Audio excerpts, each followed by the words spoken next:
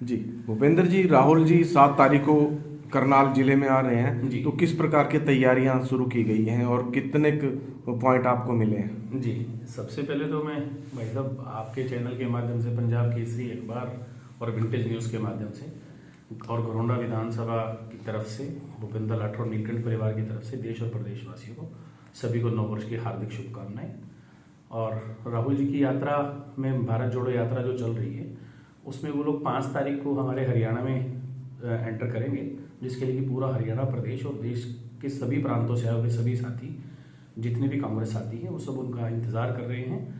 और उसके बाद से 6 तारीख को हमारी एक पानीपत में रैली है कांग्रेस की, जिसमें भारत जोड़ो यात्रा के बैनर तले हम सभी कांग्रेस साथी एक होंगे।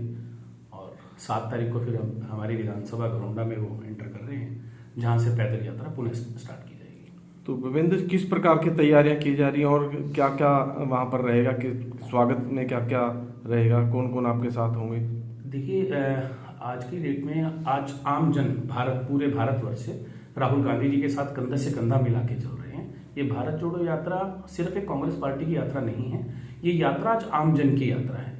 किसी भी प्रांत में, पूरे देश में जितने भी प्रांत है, चाहे वहाँ कांग्रेस पार्टी की सरकार है, किसी क्षेत्रीय दल की सरकार है, कहीं भी सरकारें हैं, कहीं ना कहीं ऐसा काम था कि महंगाई के ऊपर, भ्रष्टाचार के ऊपर, या जो एक ऐसा नफरत का माहौल जो देश में बनाया जा रहा है, जो कि ग्राउंड पे कुछ भी नहीं है, लेकिन मीडिया के चैनल, सॉरी टू से, आप माइंड ना करना, जो नेशनल मीडिया के चैनल जिस किस्म की खबरें परोस के देश में नफरत की और सांप्रदायिकता का जहर फैला रहे हैं, उनके खिलाफ राहुल गांधी जी ने पूरे देश में कन्याकुमारी से लेकर कश्मीर तक की जो यात्रा निकाली है, वो सिर्फ यही है कि यात्रा अकेले राहुल गांधी जी की यात्रा है, कांग्रेस पार्टी की यात्रा नहीं है।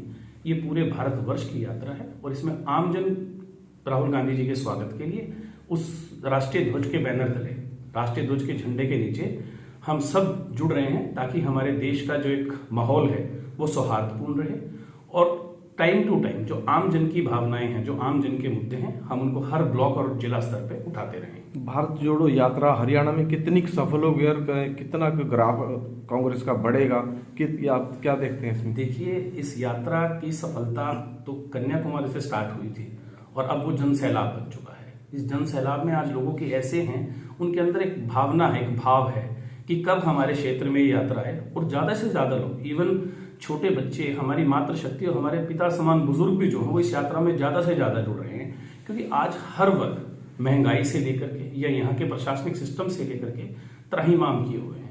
मैं तो धन्यवाद करता हूँ आप जैसे जितने सोशल मीडिया के प्लेटफॉर्म हैं, वो लोग इस यात्रा को दिखा रहे हैं, वो लोग इस जन सैलाब को दिखा रहे हैं। मैं प्रभु को प्रार्थना करता हूँ कि किसी तरह नेशनल मीडिया भी ये चीजें दिखाने लगे, तो एटलीस्ट जो देश में महंगाई के एक्चुअल मुद्दे हैं, चाहे वो महंगाई हो, चाहे वो भ्रष्टाचार हो, चाहे वो ऐसे हालात हैं जो किसी किस्म के देश में कभी स्वीकार्य ही नहीं थे, इनको अगर ये मुद्दे दिखाने लगे तो निश्चित तौर पे जो गूंगी सरकार और जो बहरी सरकार हुई बैठी है हमारे, चाहे वो केंद्र की सरकार है, चाहे हमारे हरियाणा प्रदेश की सरकार है, उनके कानों तक निश्चित तौर पर आवाज पहुंचेगी। तो कहीं ना कहीं हरियाणा में या पूरे देश में जो कांग्रेस में कहीं ना कहीं एकता का जो है पाठ पढ़ाने की यात्रा द्वारा सफल होगी। 100% आप देखिए, कांग्रेस के साथियों के साथ साथ हर जगह से लोग आ रहे हैं। ऐसा कोई छोटे से लेके बड़ा साथी कोई भी कांग्रेस के हैं, चाहे वो स्टेट लेवल की लीडरशिप है, चाहे वो सेंट्रल लेवल की लीडरशिप है, सबके सब राहुल गांधी जी के साथ अपने अपने क्षेत्र में पूरी तरह से, पूरी तरीके से मेहनत कर रहे हैं। और जो आवाज दबाई जा रही थी, इस यात्रा के थ्रू एक ऐसा एक माहौल क्रिएट हुआ है पूरे देश में कि उस आवाज को आज पूरे देश की बैठी सरकार सुनने पे मजबूर है कि वाकई देश में महंगाई है, वाकई देश में जो हमारे सरकारी जितने भी डिपार्टमेंट्स हैं उनका निजीकरण किया जा रहा है, जो कहीं ना कहीं आम नागरिक के लिए धोखा है, कहीं ना कहीं रोजगार की भयंकर कमी है। आप याद करेंगे बड़े भाई साहब के पिछले 2 साल में जो सरकारी आंकड़ा है, 12,73,000 लोग देश छोड़ चुके हैं, देश की नागरिकता छोड़ चुके हैं। और आपके आसपास और हमारे में अगर घरोंडा विधानसभा क्षेत्र की बात करूं तो 4-5 गांव तो ऐसे हैं जिसका मुझे नाम लेने में गुरेज नहीं है, जहां 18 साल से लेकर 40 साल का बच्चा आज हमारे गांवों में नहीं है। उनके माँ बाप अपनी जमीन बेच के उन बच्चों को यहाँ से बाहर भेज रहे हैं, क्योंकि देश में एक उदासीनता का माहौल है, कहीं कुछ नजर ही नहीं आ रहा। आप देखिए, आज अपनी पेरेंट्स अपनी जमीन बेच के अपने बच्चों को विदेश भेज रहे हैं, चाहे वो कोई 1 नंबर का रास्ता मिले या 2 नंबर का रास्ता मिले, अपनी जमीन भी बेच रहे हैं और अपने बच्चों को भी बाहर भेज रहे हैं। अगर यहाँ रोजगार की व्यवस्था हो, यहाँ इस किस्म का माहौल ना हो, यहाँ बेइंतहा महंगाई ना हो, या प्रशासनिक सिस्टम ठीक हो, तो मुझे नहीं लगता किसी को कहीं जाने की जरूरत है। आज हम अपने घर से पैसे भी दे रहे हैं, अपनी जमीन जायदाद भी बेच रहे हैं, अपने बच्चों को भी बाहर भेज रहे हैं। तो कहीं ना कहीं हमारे देश के भविष्य के लिए बड़ी गलत चीज है। भूपेंद्र जी, जिस राहुल को विपक्ष या बीजेपी पार्टी हल्के में ले रही थी या उसको कई नामों से पुकारा जाता था कि इनको तो राजनीति की अकल नहीं, परंतु उसी राहुल ने अब पूरे देश में बीजेपी को हिला के रख दिया और ऐसी यात्रा निकाली जो एक कहीं ना कहीं 2024 में बीजेपी के लिए खतरा पैदा हो सकती है। निश्चित तौर पर राहुल गांधी जी को आज सत्ता पक्ष भी सैल्यूट करता है, एक आमजन भी सैल्यूट करता है। जिस तरह से राहुल गांधी जी ने आम जन की आवाज उठाई है, सड़कों पे जाके, किसी हेलीकॉप्टर से, किसी मर्सिडीज या किसी ऐसी कार से नहीं, वो सड़कों से पूरे देश को पैदल माप रहे हैं। आम जन की, मेरी, आपकी, सबकी समस्याएं सुन रहे हैं, देख रहे हैं, और जो समस्याएं हैं वो निश्चित तौर पे एक ऐसे प्लेटफॉर्म पे उठा रहे हैं जो एक आम जन की आवाज है, जो कहीं ना कहीं दबी हुई थी। आप लोग भी महसूस करते हैं। आज कोरोना का शोर मचाया जा रहा है।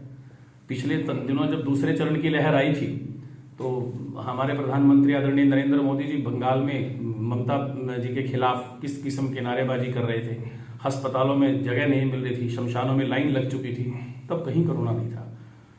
सॉरी टू से हमारे पत्रकार साथी बेचारे, जब आज तक के हमारे कुरुक्षेत्र के साथी थे, जो वो बेचारे भी कोरोना काल के ग्रस्त हुए।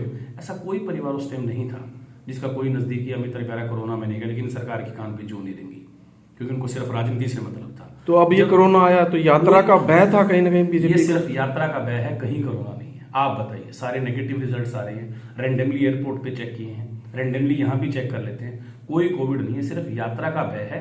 क्योंकि यात्रा ने आम जन की आवाज उठाई है, राहुल जी ने आम जन की आवाज उठाई है।